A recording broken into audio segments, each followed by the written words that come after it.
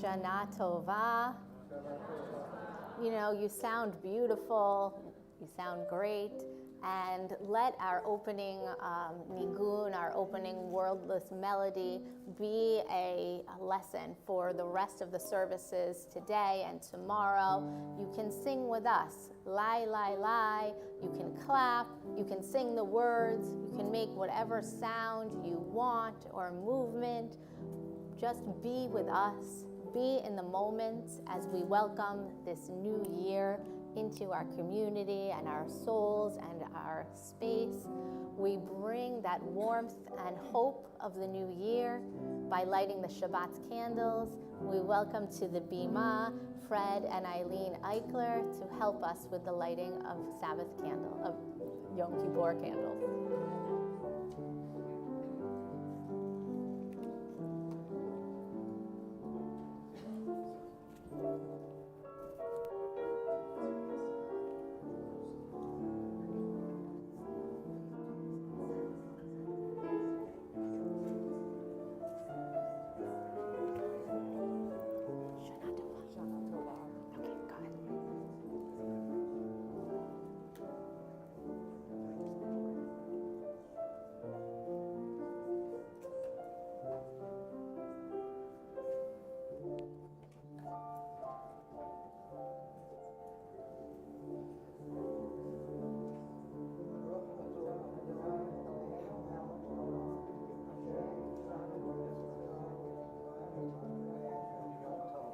Amen.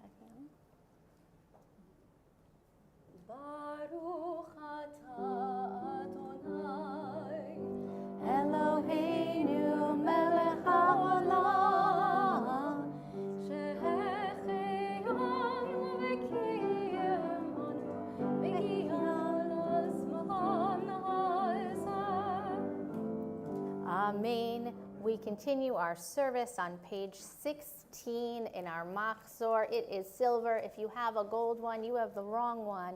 This is silver, or Zarua La Tzadik, page 16.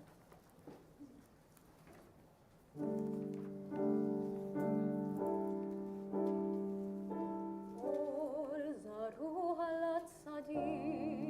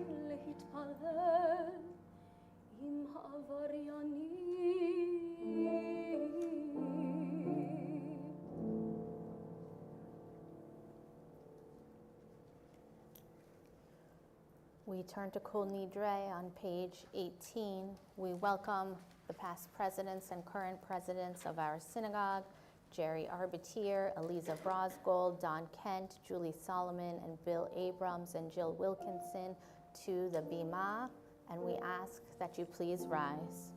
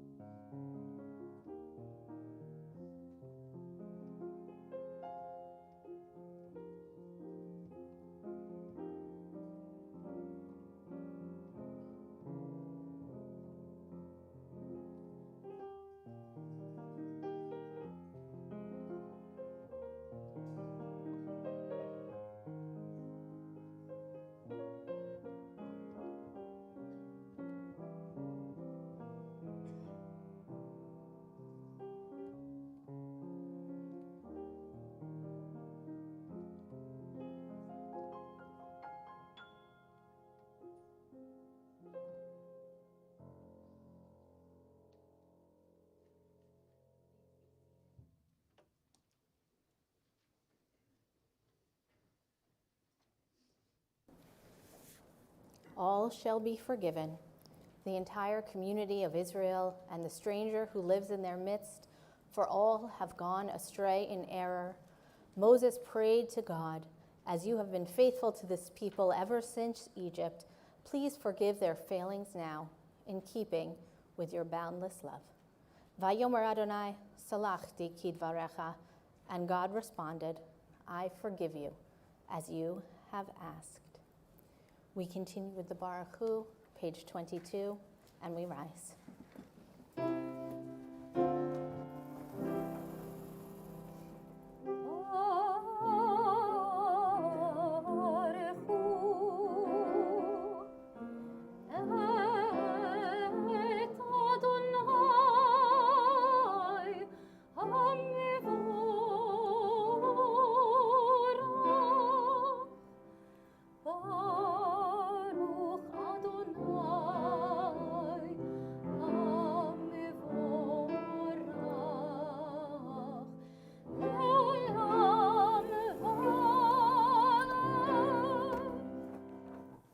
Please be seated.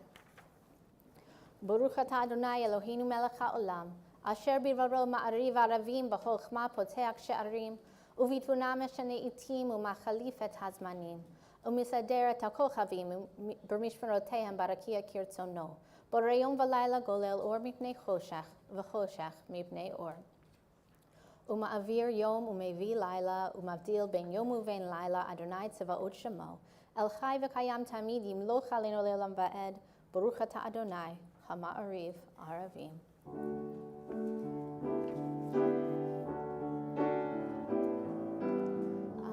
Ahavat olam, et Yisrael,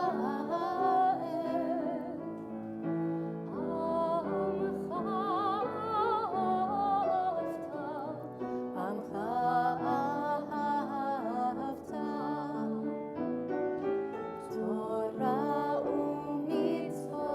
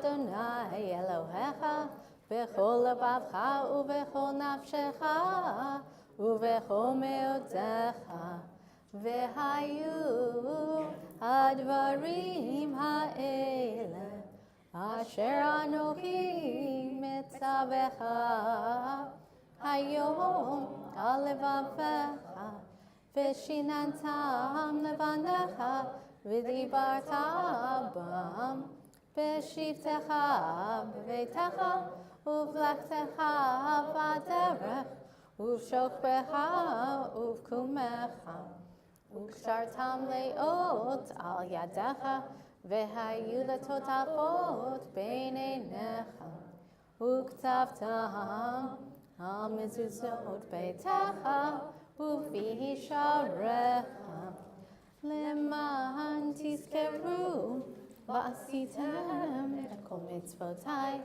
v'hitem kedoshim le'Elohechem ani Adonai Elohechem asher hotzeiti etchem me'eretz Mitzrayim lihyot lachem le'Elohim ani Adonai Elohechem. Adonai Elohechem. We continue together on page 38. Truth and faith, these are fundamental to our existence. God alone is their source, and we are Israel, a people of God.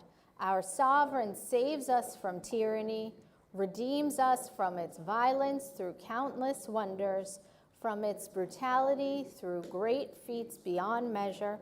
We are Israel, a people of God, the giver of life who would not let our feet give way, the maker of miracles for us against Pharaoh, of signs and portents in the land of Egypt, the one who brought our people Israel from its midst to enduring freedom. Witnesses to this heroic might, the people thanked and praised God by name, freely accepting the reign of heaven. Then Moses and Miriam and all Israel sang to you this song of utter joy.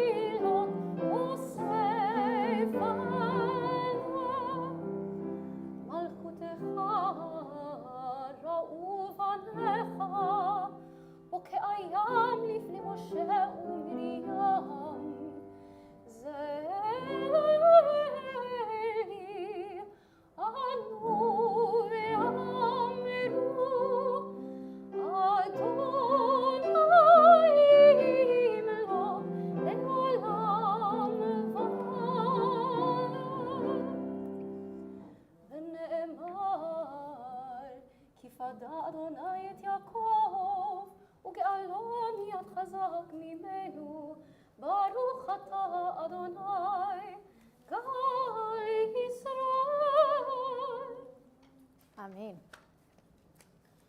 ופרוס עלינו סוכת שלומך,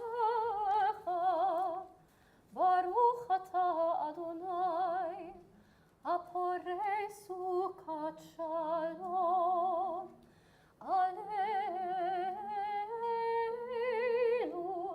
ועל כל עמו ישראל ועל ירושלים. We turn to page 45. For on this day atonement shall be made for you to purify you from all your wrongs, and pure you shall be in the presence of Adonai. יתגדל ויתקדש שמי רבה. Amen.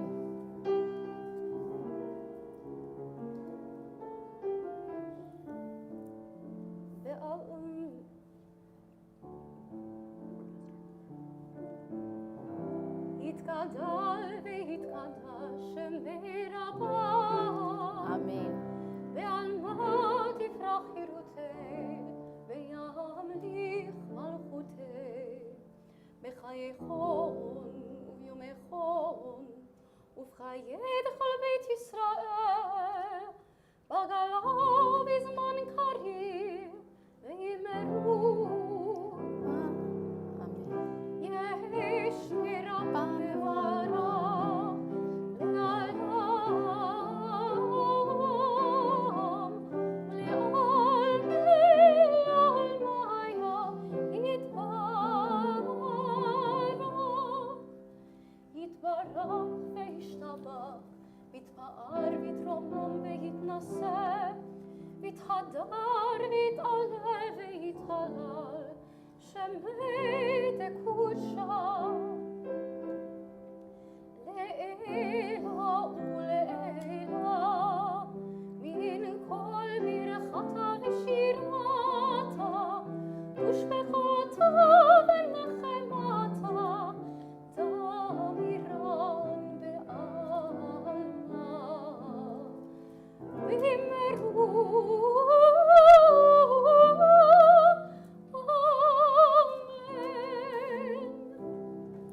We continue on page 46 with the Amidah, and we rise.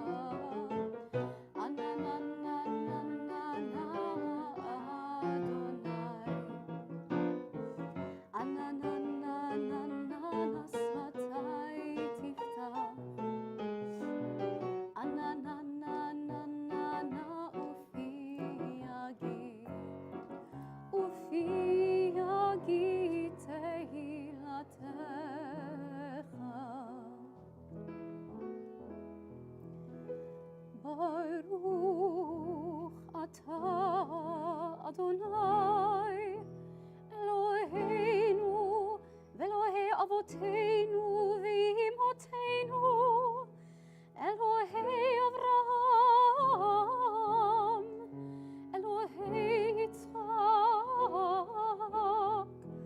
ואלוהי יעקב אלוהי שרה, אלוהי רבקה, אלוהי רחל, ואלוהי לאה. האל הגדול, הגיבור והנורא, אל עליון, גומל חסדים טובים וקונה הכל וזוכר חסדי אבות ואימהות ומביא גאולה לבני בניהם למען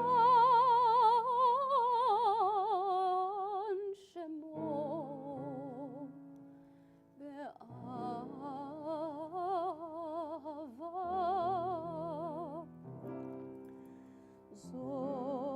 זוכרנו לחיים מלך חפץ בחיים וכותבנו בספר החיים למענך אלוהים חיים מלך עוזר ומושיע ומגן ברוך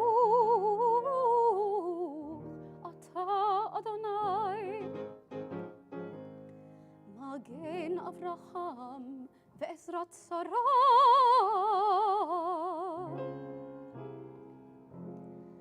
אתה גיבור לעולם אדוני מחיי הכל אתה רב להושיע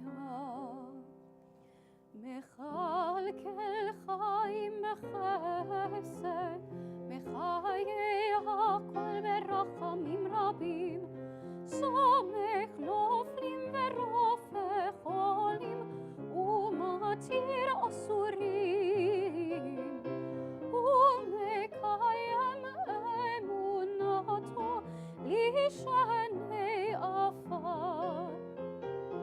מי כמוך בעל גבורות ומי דומה לך, מלך ממית ומחיה ומצמיח ישועה.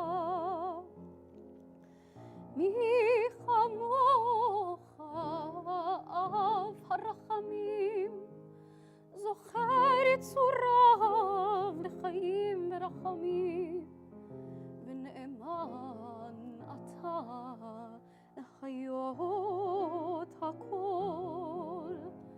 ברוך אתה אדוני מחיי הכל.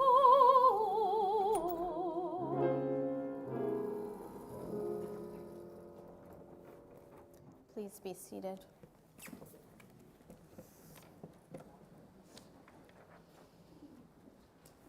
Ata kadosh v'shimcha kadosh u'kadoshim b'chol yom yahalalucha selah. You are holy, your name is holy. Seekers of holiness praise you day by day, Selah. We read together on the bottom of page 53. And so, in your holiness, give all creation the gift of awe. Turn our fear to reverence. Let us be witnesses of wonder, perceiving all nature as a prayer come alive. We bow to the sovereignty of your strength, the primacy of your power. We yearn for connection with all that lives, doing your will with wholeness of heart. Awe-inspiring is your creation, all-encompassing your transcendent name. And so, in your holiness, give your people the gift of honor. Bless with praise those who praise you. Bless with hope those who seek you. Give your believers a basis for faith, true happiness for the land of Israel, true joy in Jerusalem. May the sparks of David, your servant, soon grow bright enough for us to see, a beam of light in the darkness, a promise of perfection. And so, in your holiness, give the righteous the gift of a vision bright with joy, a world where evil has no voice and the rule of malevolence fades like wisps of smoke. Good people everywhere will celebrate the stunning sight of arrogance gone from the earth. You and you alone, Adonai, will reign over creation upon Mount Zion, home of your presence, and in Jerusalem, a city set apart by you. As the psalmist believed, Adonai will reign eternally, your God, Zion, for all generations. Hallelujah. You are holy, your name is awe. There is nothing divine beyond you. As the prophet Isaiah taught, the source of all might is exalted through justice, the God of holiness made holy through righteousness. Baruch atah Adonai HaMelech HaKadosh. Blessed are you, Adonai, holy sovereign. You chose us with love to be messengers of mitzvot, and through us you made known your aspirations. Among all the many peoples, you gave us a pathway to holiness. Among all the great nations, you uplifted us and made yourself our sovereign. And so we seek you and serve you and celebrate our nearness to your presence. Your great and sacred name has become our calling. We continue together on page 62. In your love, eternal our God, you have given us this Yom Kippur, a day on which our wrongs are forgiven with love, a day of sacred assembly, a day to be mindful of our peoples going out from Egypt. Our God and God of the generations before us, may a memory of us ascend and come before you. May it be heard and seen by you, winning your favor and reaching your awareness. Together with the memory of our ancestors, the memory of your sacred city, Jerusalem, and the memory of your people, the family of Israel, may we be remembered for safety, well-being, and favor, for love and compassion, for life and for peace on this day of atonement. Zochrenu Adonai Eloheinu bo latova. Amen. Ufakdenu bo livracha. Amen. V'hoshienu bo l'chaim. Amen. Eternal our God, remember us. Be mindful of us. And redeem us for a life of goodness and blessing. Favor us with words of deliverance and mercy. Show us the depth of your care. God, we await your redemption, for you reign with grace and compassion. We continue with a few moments of silent prayer.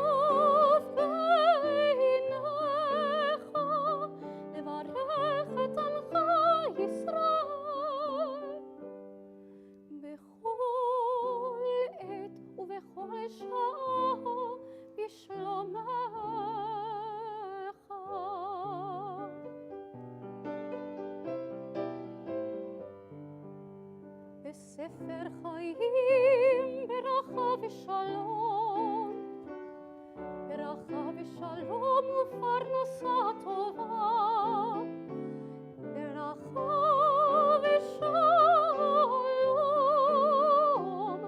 ניזכר וניכתב לפניך. אנחנו וכל עמך בית ישראל, לחיים טובים ולשלום. ברוך אתה אדוני עושה השלום.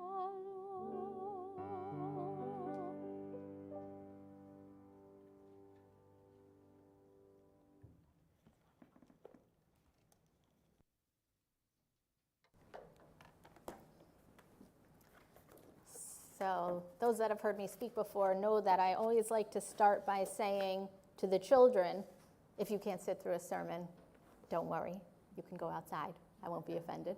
But since not a lot of children come on Yom Kippur, Kol Nidre, at night, I'll say to the adults, if you can't sit through a sermon and you want to step outside, I will not judge you. You will not be judged.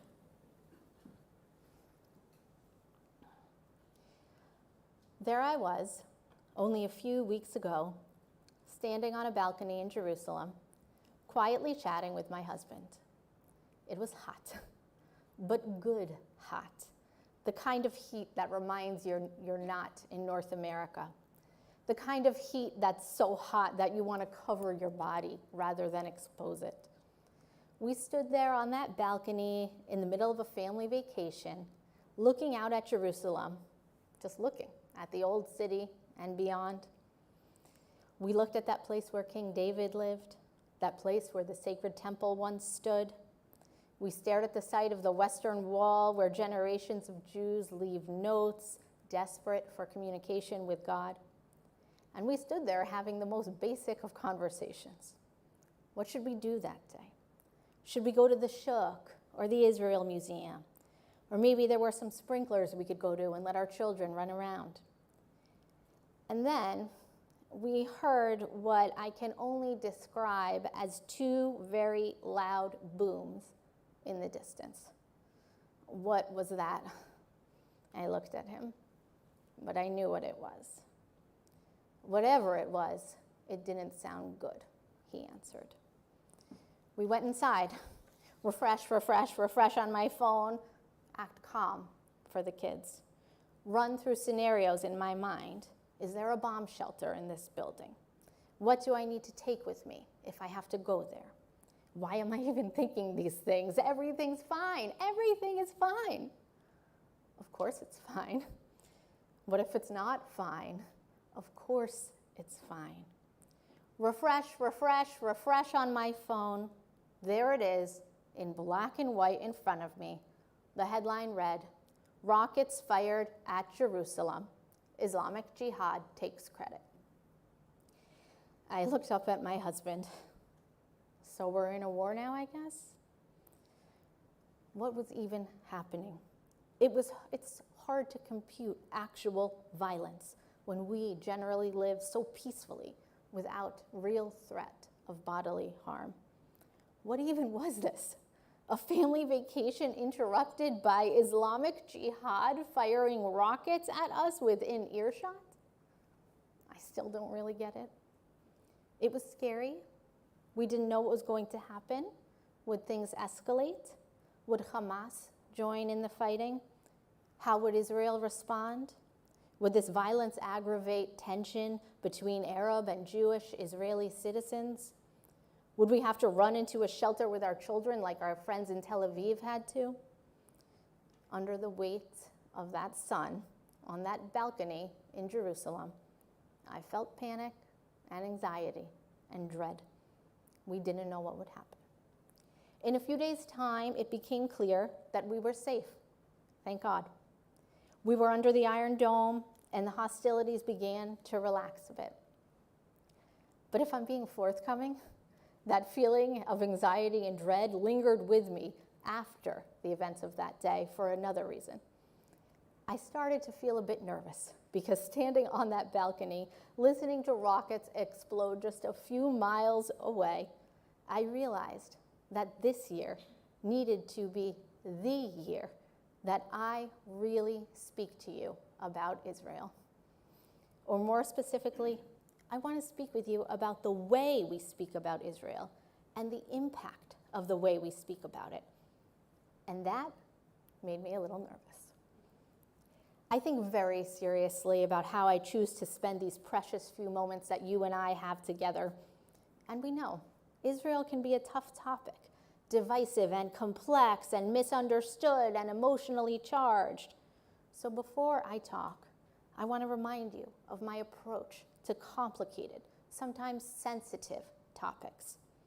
One of the core elements in Judaism is the respectful exchange of ideas. Jews have been in conversation for centuries and agreeing and disagreeing with each other. The Jewish way is to add to the conversation, not to stifle it. Torah itself is full of ideas that seem in tension with each other. Any single page of Talmud will offer countless and conflicting opinions. Jews, of course, could not even decide which direction to hang a mezuzah, for goodness sake, so we hung it at a slant. So that's to say, you may agree with some of my ideas, you may disagree with others, and that's okay. I don't believe agreement is always the goal. Judaism is about wrestling and listening and considering and contemplating and challenging ideas, sometimes even mainstream ones. So if you do disagree, I promise to respect you and your ideas, and I ask you to extend me the same courtesy. I promise I will listen to you and try and really hear. Maybe you will disagree with something I say, and maybe you'll agree with something I say. And I love that. It's Jewish. One thing many of us probably can agree on is that the way Israel is often discussed in public discourse has a negative valence. In the academic world, there are organized, professionalized boycotts. In the media world, there are think pieces in mainstream outlets we all read that go as far as questioning the very legitimacy of the Jewish state. And of course, we've seen elected officials, activists, and Twitter users alike throw around the ugliest of words about the Jewish state with relative ease. Words I don't want to say from the bima, but words you know, words you've heard a million times already. The public discussion in our country right now, in the circles that most of us travel in, ranges somewhere between tense and negative to shaming, vitriolic, hyperbolic, and even condemnatory. Maybe you think the way we talk about Israel is appropriate or deserved. Or maybe you think the way we talk about Israel is wildly anti-Semitic. Maybe you're somewhere in between. But for our purposes tonight, it doesn't really matter. Because what I'm interested in isn't the quality or lack thereof of our Israel discourse. It's the outcome of our Israel discourse, the impact of it. What is the end game of an Israel negative world view? Tonight I'm wondering, where does Israel vitriol ultimately release its venom? Are you familiar with what happened in the Sunrise Movement this year? The Sunrise Movement you may know about. It's a climate change organization for young people. Wonderful. They released a public statement withdrawing from a rally because organizations, quote, that are all in alignment with and in support of Zionism and the state of Israel. The organizations that were so terrible, so terrifying, so toxic that the Sunrise Movement refused to stand shoulder to shoulder with included the Jewish Council on Public Affairs, a pluralistic organization that's existed for over 70 years, the Religious Action Center, known as the RAC, where our teens and the teens of the Reform movement from all over the country go to participate in social justice work, and lastly, the National Council for Jewish Women, which has been leading the liberal Jewish charge on abortion access. The topic of the Sunrise Movement's refusal to participate was Israel, but the subject of the punishment was us. So let me ask you, does the Jew in Jerusalem feel the weight of the American online condemnation? Does the Jew in Beersheba really bear the brunt of the boycotts? Do the Jews of Tel Aviv and Tiberia really wonder about shawarma sales because of the public shaming of Israel here? I say no. The people who ultimately feel the wrath of our national discourse are not out there an ocean away. They're in here. They're you and me and the Jews of America. Israel hostility in America leads to hostility towards American Jews. How could it not? I want to be explicit. I do not believe that all criticism of Israel is anti-Semitic. Israel has a free press and an independent judiciary. It is a democracy. Criticism is part of that culture of freedom, and it's certainly part of Jewish culture as well. Just like here, criticism is often necessary, and it can even be patriotic. I certainly do not always agree with the government of Israel, which is kind of a silly thing to say because Israel seems to have a new government every day anyways. But nonetheless, if I lived there are policies I would vote against the same way I do here.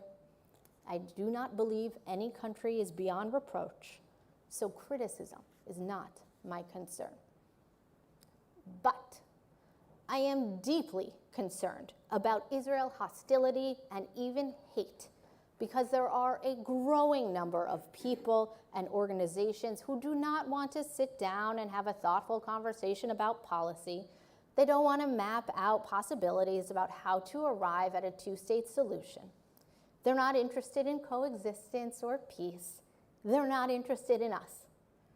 They're people who hate Israel or who have been swept into hating Israel. And Israel hate leads to Jew hate. How could it not? Maybe you don't agree. Maybe you think that when we were talking about Israel, we were talking about Israelis and Israeli government and Israeli policies. Maybe that provides some reassuring distance to the problem. Or maybe you think this issue is far-flung and rare. Yeah, just some climate organization with a few quacks leading the charge. But don't be fooled. Excising Jews from public life is the prevalent and increasingly pervasive anti-Semitic practice of our day. It's not just climate change, and it's not just a one-off. Jews are increasingly excluded in social justice, in equity and inclusivity work, in business, in civil rights, and in academia. It happens in New York, it happens in California, it happens everywhere in between. It happened in Brooklyn this year. A Brooklyn-based marketing firm explained it would be too difficult to work with the Shalom Hartman Institute because of their Israel relationship. The Hartman Institute is a deeply liberal, pluralistic, Jewish institution which features a Muslim leadership initiative.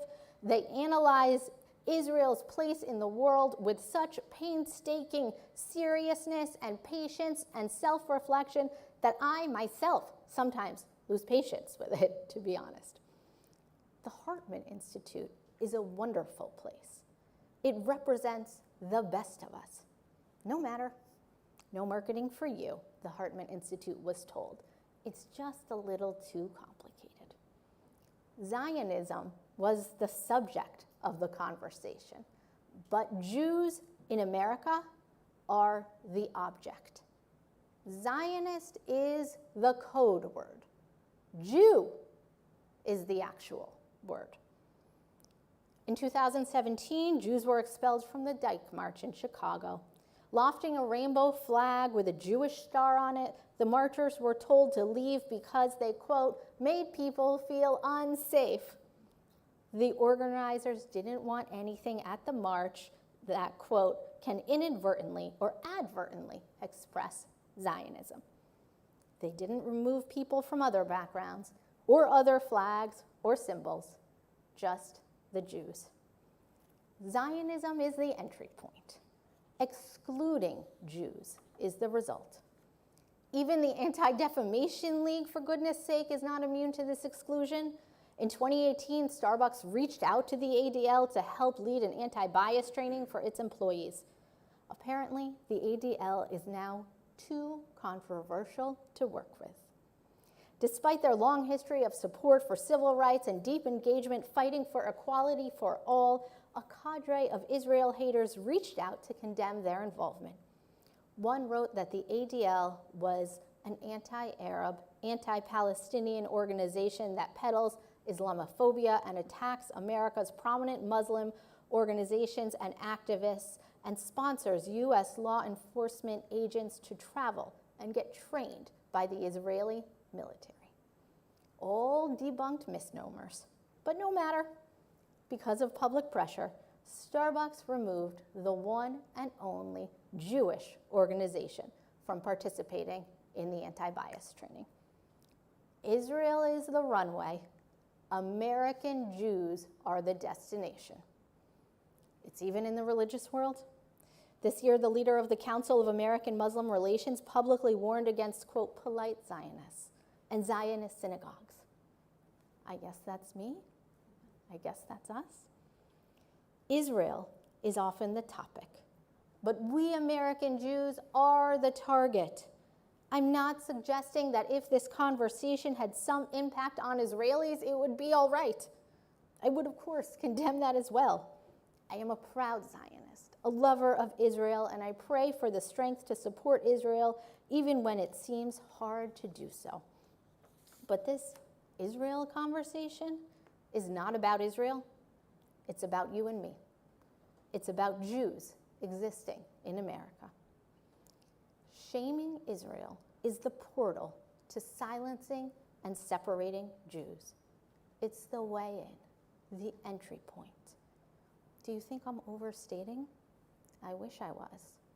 But before you decide, think about college campuses. At Tufts University, there was a student-led effort to compel other students from participating in anything that appeared to, quote, normalize or benefit Israel. The campaign demanded that students withdraw from birthright trips, from J Street participation, and to withdraw from a class entitled Visions of Peace that focuses on dialogue between Israelis and Palestinians. The university condemned this effort. At the University of Vermont, rocks were thrown at a campus Hillel, and a group for survivors of sexual assault allegedly denied membership to pro-Israel students. The United States Department of Education has opened an investigation into this behavior, which the university denies. At Rutgers University, the Jewish fraternity regularly has eggs thrown at it, including this past Rosh Hashanah. At CUNY, a professor withheld a recommendation from a student until the student clarified their Israel position. At Berkeley, certain student groups have created what was reported as a Jew-free zone, banning speakers who support Zionism in a campus that is intended to celebrate diversity. These rules, broadly and obviously panned as anti-Semitic, ensured that the dean of the law school himself, a liberal Zionist, could not speak there. And at Harvard, students installed an art piece about Israel in the middle of campus, including images alluding to long debunked lies about Jews spreading disease, killing children, and being bloodthirsty during what they called annual Apartheid Week. Imagine being a 19-year-old Jewish person on campus. How would that make you feel? Anti-Israel are the words. Anti-Jewish is the effect. Israel is the topic. Our children are the target. Are we going to allow this to be the great social justice movement of our day? It has all the hallmarks of a successful campaign: governmental leadership that supports it, policy goals, high levels of funding, impassioned supporters, professional leadership. It is an organized and focused movement, which results in the reduction of Jews in public life. The way we talk about Israel is the way we talk about Jews. And it does feel a little bit dangerous to say that, actually. Even here in this room, amongst friends, it feels countercultural for some reason. But I'm thinking that standing on that balcony, listening to rockets intended to kill me and other civilians, that it also feels dangerous not to say it. Israel hostility is Jew hostility. If I can't say it, how can I ask you to? If I can't call out what's really going on with this backwards, hypercritical, hyperbolic, hysterical Israel conversation, how can I ask you to? If I can't say that the American-Israel conversation results in rampant anti-Semitism, how can we ask our kids to say it? Because it's not some other Jew's problem out there. It's ours in here. It's not about those Jews that don't look like us or live like us or think like us or sound like us. It is us. Are we willing to accept this elimination of Jewish existence in civic life? Should we be stuffed back into the narrows of Egypt? I say no. I don't see this topic as political at all. It's not about being a Republican or a Democrat or about being on any certain spot on the spectrum of being a Democrat. It's about treating human beings equally and with dignity. It's about demanding justice for all, including Jewish Americans. Because the consequences of going quietly into the night, of allowing this continued exclusion of Jews from public life, are dire for the diaspora. It means that good people who want to celebrate inclusivity, eliminate climate change, do their jobs, make the world a better place, or simply learn in a school won't be able to do so. It means the minimization of Jews in public life. It means that America is experimenting with its darkest tendencies. It means that the future of American Jewry is more fragile than it's ever been. It means that anti-Semitism is winning, and it cannot mean that. Every year we hear the sound of the shofar.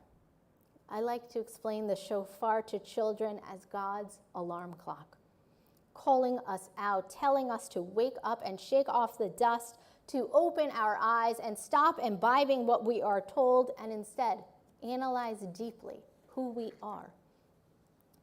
This year, the shofar blast calls us to call out Israel hate and hysteria for what it is, little more than a gateway to anti-Semitism, and often anti-Semitic itself. I know. It's hard for us to stand up against this conversation for lots of very real reasons. It's intimidating, it's scary, it's risky. You could be castigated and called out, condemned, or canceled. Going against the grain is not without cost. In many ways, it is a really confusing conversation. But nonetheless, we have to say it. We need to say it over and over again. And I believe in us. I believe we can say it. I believe this is a conversation we are capable of having. The way we talk about Israel is not as scary as having Islamic Jihad launch hundreds or thousands of rockets a handful of miles away. But the Israel conversation in America is its own type of violence. And I'm not sure there's an iron dome for this one. So what should we do? 3 options. Option 1, we can leave. We can leave these institutions and these organizations and start our own climate change advocacy groups, our own institutions to celebrate the LGBTQ plus community, our own universities. That's what the rabbis of post-destruction Israel did. They had no choice. They lost all of their institutions, and they changed the future of the Jewish people, and oh my goodness, did that work. Their innovation is why you and I are sitting here today under the umbrella of this thing we still call Judaism. The mystics of Svat did the same thing. They lost their geographic and cultural framework, and they turned inward. They invented things, and they wrote things. They created what mysticism is today. They inspired Kabbalat Shabbat, which you and I do every week. They abandoned all they knew, and they changed the trajectory of Judaism for the better. Maybe we should too. Maybe we should say, we are done. We are abandoning these organizations and structures that don't want us, and we will make our own centers of justice and education and business. And then there's option 2. We can stay, and we can try and change this trajectory from within. Davka, we can send our children to these colleges and help them represent as Jews. We can speak up and speak out. We can counter-protest and counter-program. We can fundraise and coalition build and organize. We can remind people that just as we have every obligation to fight for the dignity and justice for others, we also have every right to be a part of that work. We can stay and muster the chutzpah to shame the shaming of Israel. There are many Jewish institutions and groups and friend circles right now that are doing this exact work of reevaluating their existence seriously and somewhat frantically. They're trying to find ways to stay and to make things better. And finally, option 3. Option 3 is to do nothing. We like to say there are no wrong answers, but in this case, there is one wrong answer. Because doing nothing is the outcome we absolutely cannot tolerate. We cannot pretend this problem is on the periphery when it's pervasive and appalling. Ignoring it is enabling it. Denying it is helping it flourish. It is not for us to complete the work, but neither are we free to desist from it. Do not desist. We can't. There is broken glass all over this world, and we must pick up those pieces and repair them. The very future of the diaspora may depend on which option we choose. Option 3, doing nothing at all, is no option. I beg you not to choose that path. Be a part of building a better Jewish future. I want to conclude with good news. We here, in this very room, have all the resources to really work on this problem. If you wonder what they are, just look around. We have some of the best minds, the kindest people, the warmest souls in here right now. You're sitting in a room of people that have your back, of people who support you in good times and bad, of people who at your worst help to raise you up and at your best celebrate you. Together, we can be a part of and even lead the way in ensuring that we quiet the growing acceptance of Jew hate. The book of Chronicle teaches this. Ata einei yehiyu petuchot v'oznei kashuvot l'tfilat hamakom hazeh. Now my eyes will be open, and my ears attentive to the prayers of this place. May our eyes be open, and our ears be attentive. This new year, I pray that Israelis of all backgrounds can stand on their balconies without fear. And I also pray for us. May God grant us the strength to hold firm against hate, to open our eyes to what is happening and to stand against it. May we have the strength to see what is before us. May we have the courage to call it out. And may God sustain the Jewish people for now and all time. Ken Yehi Ratzon. May it be God's will. Shana Tova.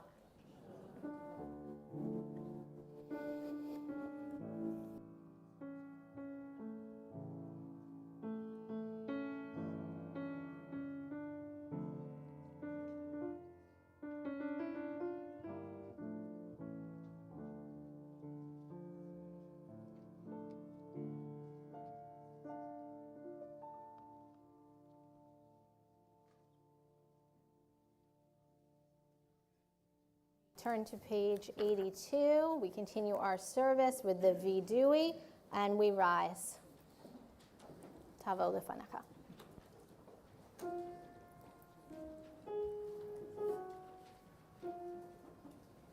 Eloheinu, Elohei Avoteinu, V'imoteinu tavo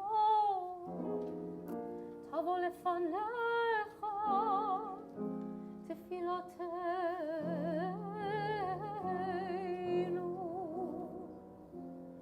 ve'al titalam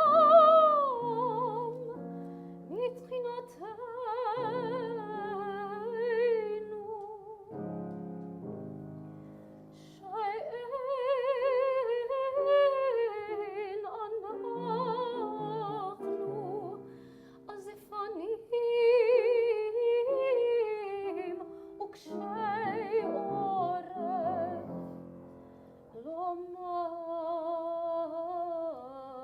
lefanecha. Adonai Eloheinu, Elohei Avoteinu ve'imoteinu,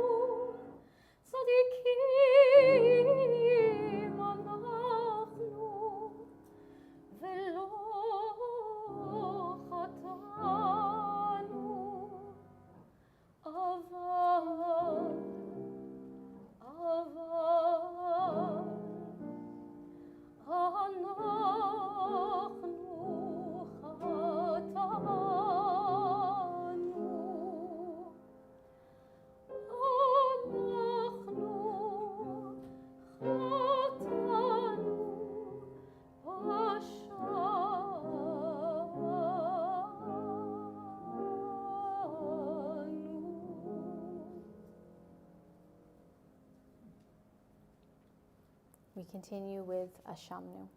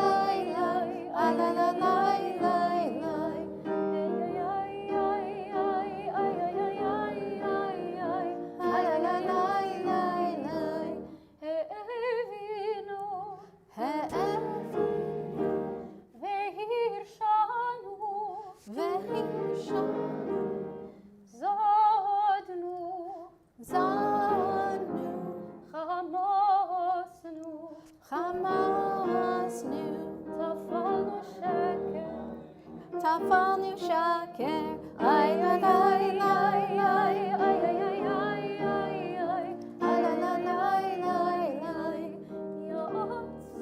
la, ya'atznu ra, kizavnu, latznu, maradnu,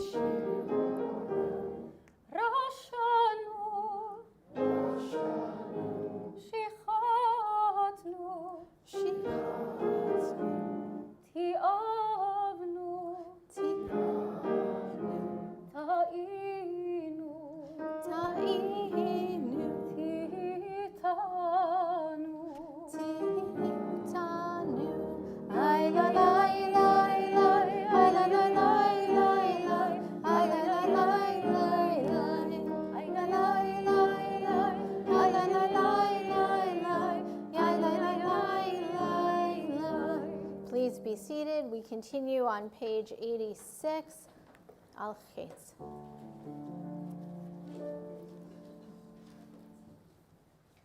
על חטא שחטאנו לפניך בזדון ובשגגה, ועל חטא שחטאנו לפניך בדיבור כן. The ways we have wronged you deliberately and by mistake, and harm we have caused you in your world through the words of our mouths. על חטא שחטאנו לפניך באימוץ הלב, ועל חטא שחטאנו לפניך בתשפישות פה. The ways we have wronged you by hardening our hearts, and harm we have caused in your world through careless speech. על חטא שחטאנו לפניך בחשש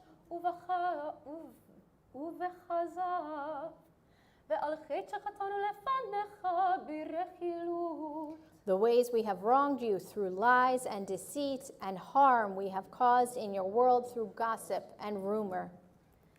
על חטא שחטאנו לפניך בפילות, ועל חטא שחטאנו לפניך בזלזול הורים ומורים. The ways we have wronged you by judging others unfairly, and harm we have caused in your world through disrespect to parents and teachers. על חטא שחטאנו לפניך בבידוי פה, ועל חטא שחטאנו לפניך בהונאת ראיה. The ways we have wronged you through insincere apologies, and harm we have caused in your world by mistreating a friend or neighbor. על חטא שחטאנו לפניך בחוזק יד, ועל חטא שחטאנו לפניך במשא ומתן. The ways we have wronged you through violence and abuse and harm we have caused in your world through dishonesty in business. ועל כולם אלו סליחות, סלח לנו, מחלנו, כפר לנו. ועל כולם אלו סליחות, סלח לנו, מחל לנו. סלח לנו, מחל לנו, כפר לנו. For all these failures of judgment and will, God of forgiveness, forgive us, pardon us, lead us to atonement. על חטא שחטאנו לפניך בגלוי ובסתר, ועל חטא שחטאנו לפניך בפריקת עול. Read these together with me. The ways we have wronged you openly and secretly, and harm we have caused in your world by losing self-control. על חטא שחטאנו לפניך בגילוי עריות, ועל חטא שחטאנו לפניך במאכל ובמשתה. The ways we have wronged you through sexual immorality, and harm we have caused in your world through consumption of food and drink. על חטא שחטאנו לפניך ביצר הרע, ועל חטא שחטאנו לפניך בנשך ובמרבית. The ways we have wronged you by giving into our hostile impulses, and harm we have caused in your world through greed and exploitation. על חטא שחטאנו לפניך בלצון, ועל חטא שחטאנו לפניך בנטיית גרון. The ways we have wronged you through cynicism and scorn, and harm we have caused in your world through arrogant behavior. על חטא שחטאנו לפניך בשנאת חינם, ועל חטא שחטאנו לפניך בתרומת שפתיים. The ways we have wronged you by hating without cause, and harm we have caused in your world through offensive speech. על חטא שחטאנו לפניך בלשון הרע, ועל חטא שחטאנו לפניך בצרות עין. The ways we have wronged you with a slanderous tongue, and harm we have caused in your world through a selfish or petty spirit.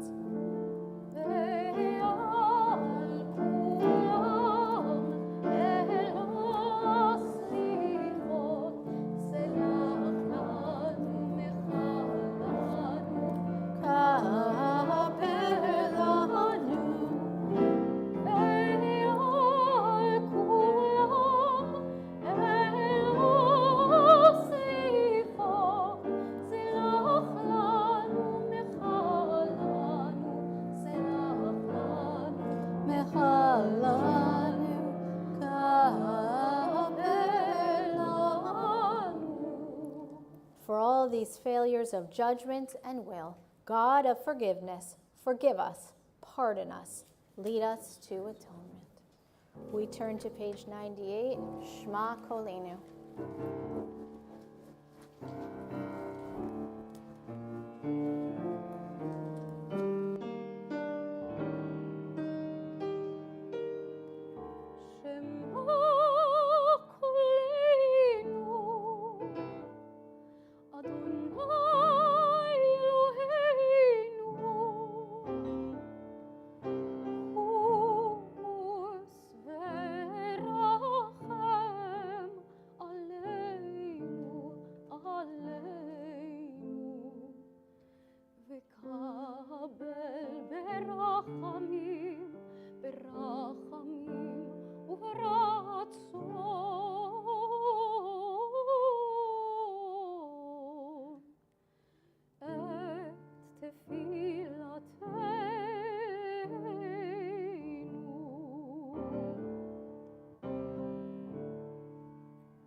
השיבנו אדוני אליך, השיבנו אליך ונשובה,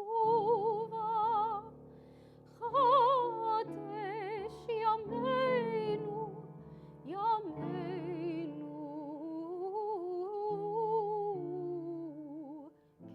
בשדה.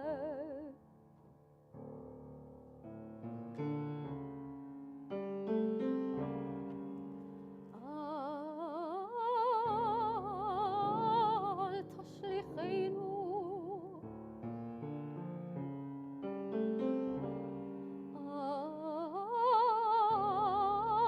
אל תשליכנו,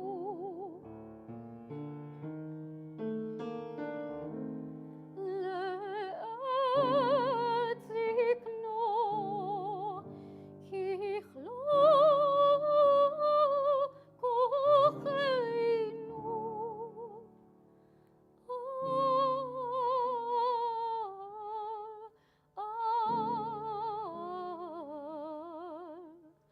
אל תעזבנו.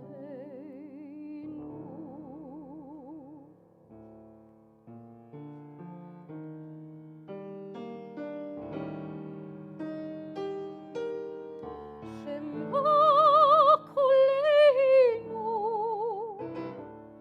אדוני אלוהינו,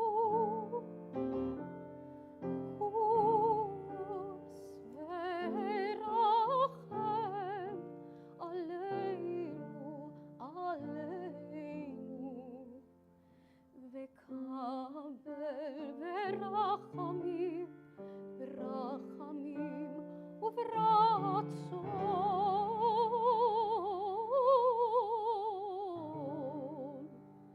את תפילתנו.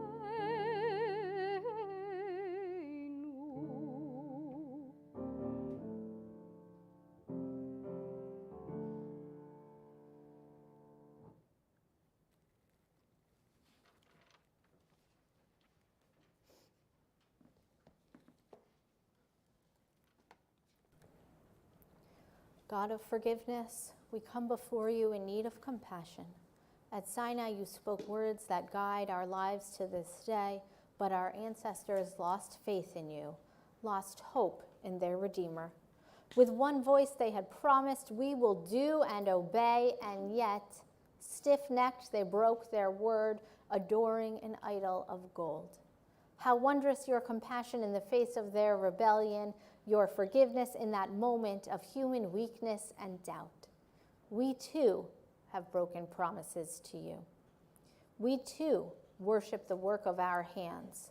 We too make a gold of God, and we too forsake your word. At Sinai, you revealed 13 attributes of mercy, these aspects of your nature, your very essence, we now recall.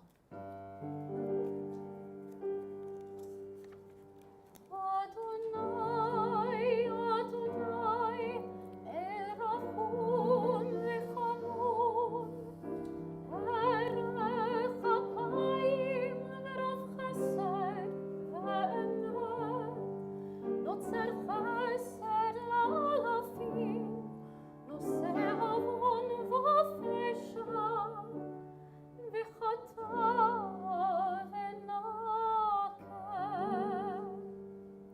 Adonai, Adonai, God compassionate, gracious, endlessly patient, loving, and true, showing mercy to the 1000th generation, forgiving evil, defiance, and wrongdoing, granting pardon. We sing Kianu Amecha, page 106.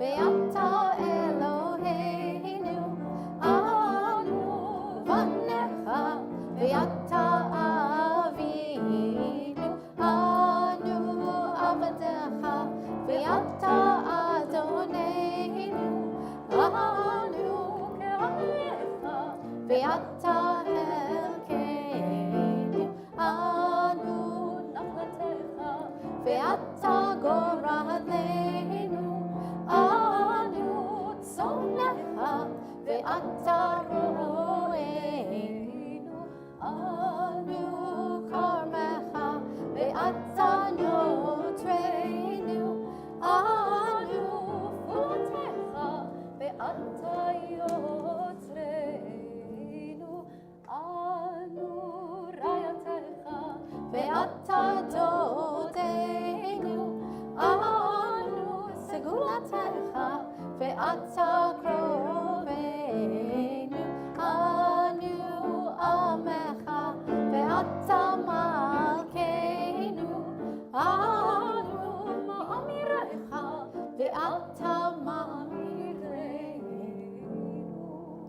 Our God and God of our ancestors, we are your people, you are our God, we are your children, and you are our Father, our Mother. We are the people who serve you, and you call us to serve. We are your community, and you are our portion. We are your legacy, and you are our purpose. We are your flock, and you are our shepherd. We are your vineyard, and you watch over us. We are your work, and you are our maker. We are your beloved, and you are our lover. We are your treasure, and you are the one we cherish. We are your people, and you reign over us. We offer you our words, and you offer us yours. So forgive us, pardon us, lead us to atonement. At this time, we turn to Avinu Malkeinu, and we welcome Elizabeth Soki and Bruce Resnick to the Bima to open the Ark. Avinu Malkeinu is on page 114, and we rise.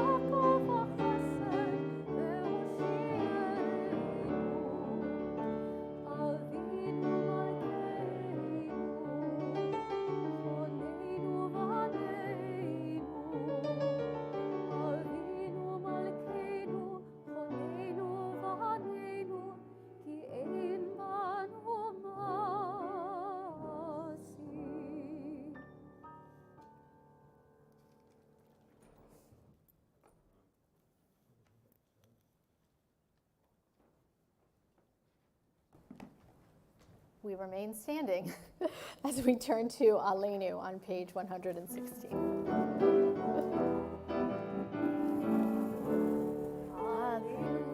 Shabeach Ladon Hakol Lateis Gedula Leoseh Shelo Asanu Kiyoye Al Rasul Velo Samanu Kimishvot Adama Shelo Sam Chelkenu Kaher V'kol Aleinu Kechol Hamonah Va'anachnu Korin Umishavim Umotim Lifnei Melech Malchei HaMelachim HaKadosh Baruch Hu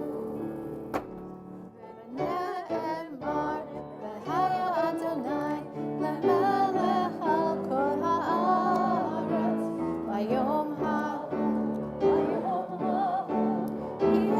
Adonai Echad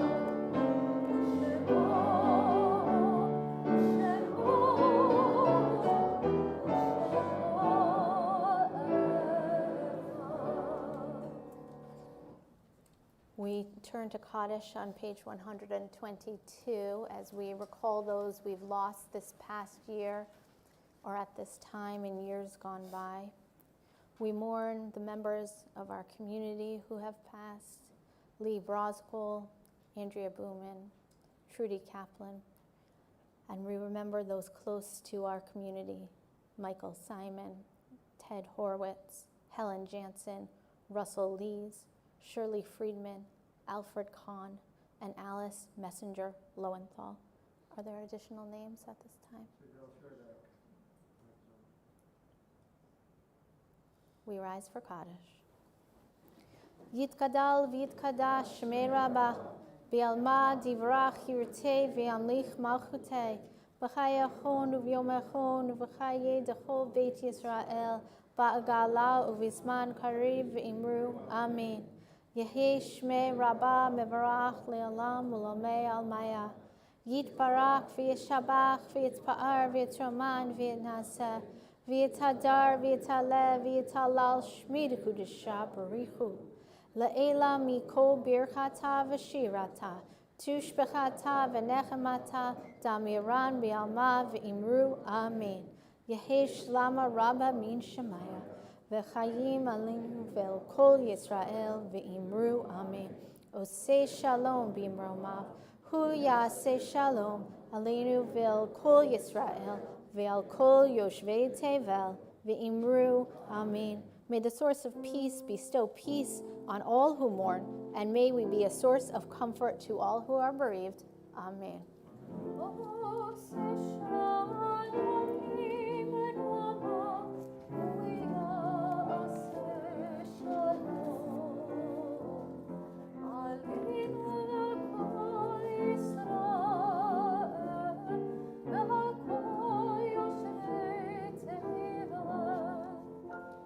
Please be seated. A few announcements before we close. First of all, we wish you a Tzom Kal, an easy fast, although, of course, it's not supposed to be too easy. Everyone over the age of 13, remember you're required to fast, but of course, if you're pregnant or ill or particularly vulnerable in any way that would make it dangerous for you to do so, you're forbidden to fast. If you're under the age of 13, do whatever you want. You always do anyways. Our Social Action Committee is doing amazing, wonderful things. Dayenu Climate Change Initiative, working to welcome refugees and immigrants. Of course, we'll be welcoming a specific family from Ukraine in only a few weeks' time. So please be in touch with us if you're interested in being involved in any of those very important efforts. Tomorrow morning, don't come here. We'll be there. We'll meet at City Winery at 9:30. We'll have our morning service, which will be followed by a family service at 12:30. Even if you're beyond the phase of life of having young children, like, you're invited. It's great. It's uplifting. It's the future. So feel free to join us. At 3 o'clock, our teens are invited back to the Village Temple for some Yom Kippur programming. And at 4 o'clock, we'll all meet back here in this room for the rest of the Yom Kippur services. I'll be teaching a bit on the book of Jonah. We'll do Yizkor. We'll have an afternoon Torah service. And, of course, conclude with Ne'ilah and the final blast of the shofar. I think that's it. So, wishing you a Shana Tova, a Tzom Kal Gemar Tov, and we close with the words of the priestly benediction. Yivrechacha Adonai v'yishmerecha. May God bless you and keep you. Ya'er Adonai panav elecha v'chuneka. May God's light shine upon you, and may God be gracious to you. Yisa Adonai panav elecha v'yasem lecha shalom. May you feel God's presence within you always, and may you find peace.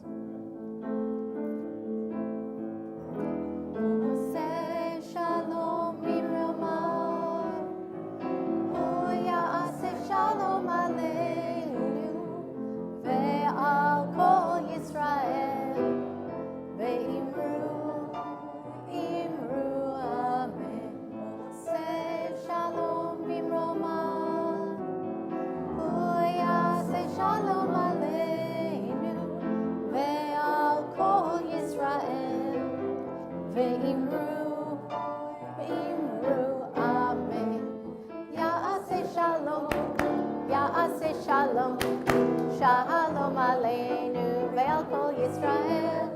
Ya'aseh shalom, ya'aseh shalom, shalom aleinu ve'al kol Yisrael. Ya'aseh shalom, ya'aseh shalom, shalom aleinu ve'al kol Yisrael. Ya'aseh shalom, ya'aseh shalom, shalom aleinu ve'al kol Yisrael.